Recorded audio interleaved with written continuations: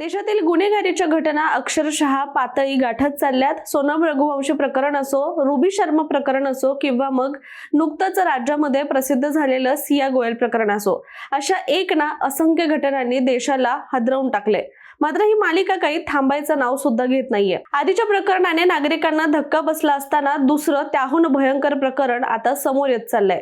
अशातच आता आणखीन एक भयंकर प्रकरण समोर आलंय, ज्यामुळे तेलंगणा अक्षरशः हादरून गेलंय.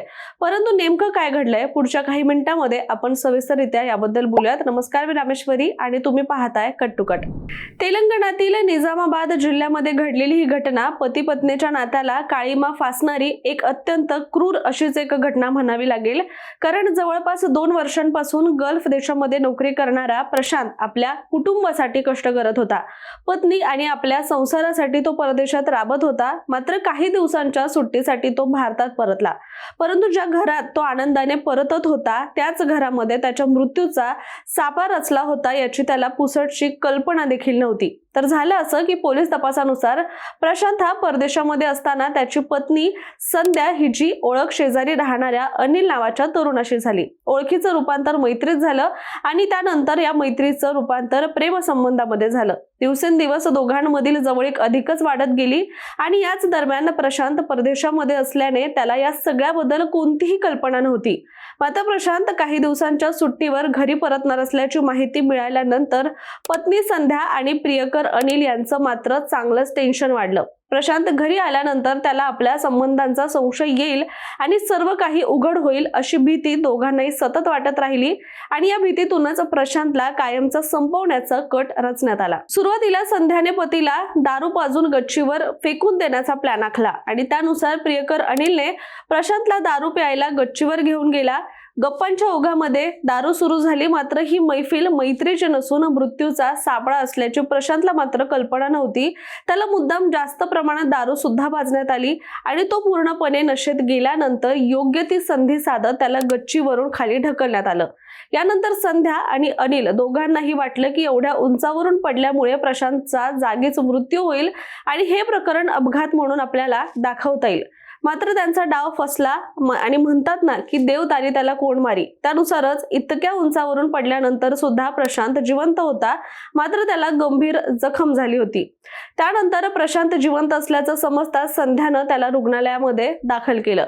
पण ती आणि तिचा प्रियकर शांत बसले नाही. त्यांचा हा पहिला कट अपयशी ठरला. मात्र त्यानंतर आता प्रशांत शुद्धीवर आला तर संपूर्ण कट उघड होईल अशी भीती दोघांना पुन्हा एकदा सतावू लागली आणि म्हणून त्यांनी आणखी वेगळा प्लॅन तयार केला. आणि यानंतरच या संपूर्ण प्रकरणाने आणखीनच भयानक असं वळण घेतलंय आणि ते असं की खरं तर ती जखमी पतीची सेवा करणारी पत्नी म्हणून सगळीकडे वावरत होती. मात्र आतून ती त्याचा जीव घेण्याचा दुसरा डाव आखत चालली होती. सुरुवातीला म्हटल्यानुसार संध्या ही व्यवसायाने नर्स होती, त्यामुळे तिला या सगळ्याबद्दलचं ज्ञान होतं. पण तिने आपल्या याच ज्ञानाचा उपयोग आपल्या पतीच्या हत्येसाठी केला. तपासानुसार संध्याने बाथरूम साफ करण्यासाठी वापरलं जाणारं टॉयलेट क्लीनर सिरिंज मध्ये भरलं आणि त्यानंतर संधी मिळताच ते इंजेक्शन प्रशांतला दिलं गेलं. हा विषारी द्रव शरीरात गेल्यानंतर प्रशांतची प्रकृती वेगानं बिघडू लागली. एकीकडे डॉक्टर त्याच्यावर उपचार करत राहिले, मात्र त्याची तब्येत सतत बिघडत राहिली आणि अखेर प्रशांतचा दुर्दैवी मृत्यू झालाय. दरम्यान प्रशांतच्या मृत्यूनंतर हे सगळं अपघात म्हणून दाखवण्याचा देखील संध्या आणि अनिलने पुरेपूर प्रयत्न केला. पोलिसांची दिशाभूल करणारी खोटी माहिती सुद्धा दिली. शिवाय प्रशांत टेरेसवरून पडला आणि उपचारावेळी त्याचा मृत्यू झाला असं देखील पोलिसांना सांगण्यात आलं. मात्र म्हणतात ना, सत्य कधीही लपून राहत नाही. अगदी त्यानुसारच हे प्रकरण सुद्धा उघडकीस आलं. प्रशांतच्या मृत्यूनंतर त्याच्या नातेवाईकांना या मृत्यूबाबत मात्र संशय येत होता. त्यांनी पोलिसांकडे तक्रार केली आणि सखोल चौकशीची मागणी सुद्धा केली. पुढे पोलिसांनी मृतदेह शवविच्छेदनासाठी सुद्धा पाठवले. फॉरेन्सिक आणि वैद्यकीय तपासामध्ये समोर आलेल्या निष्कर्षांनी तपासाला वेगळं वळण मिळत गेलं. तपासामध्ये प्रशांतच्या शरीरामध्ये विषारी द्रव इंजेक्शनद्वारे गेल्याचं निष्पन्न झाल्याचं देखील पोलिसांनी सांगितलेलं आहे आणि त्यानंतर संशयाची सुई जी आहे ती थेट संध्याकडे वळली. पोलिसांनी तिची कसून चौकशी करायला सुरुवात केली. सुरुवातीला ती सातत्याने वेगवेगळी माहिती देत राहिली, वेगवेगळी विधानं किंवा दावे करत राहिली. मात्र फॉरेन्सिक अहवाल, वैद्यकीय पुरावे आणि चौकशीमध्ये समोर आलेल्या माहितीनुसार तिचे सर्व दावे जे आहेत ते खोटं असल्याचं सुद्धा सिद्ध झालं. अखेर संध्याच्याही लक्षात आलं की आता आपल्याकडे दुसरा कोणताही मार्ग नाहीये. म्हणून संध्याने आपल्या या विकृत कृत्याची आणि गुन्ह्याची कबुली दिल्याचं देखील पोलिसांनी सांगितलंय. चौकशीमध्ये प्रियकर अनिल याचा देखील या संपूर्ण कटामध्ये सहभाग असल्याचं देखील म्हटलं गेलंय. त्यानंतर पोलिसांनी दोघांनाही ताब्यात घेतलं असून हा कट नेमका कधी रचला गेला, त्याची तयारी किती दिवसांपासून सुरू होती, तसंच या गुन्ह्यामध्ये आणखी कोणाचा सहभाग होता का, या सगळ्याचा तपास आता पोलीस यंत्रणा सुद्धा करतेय.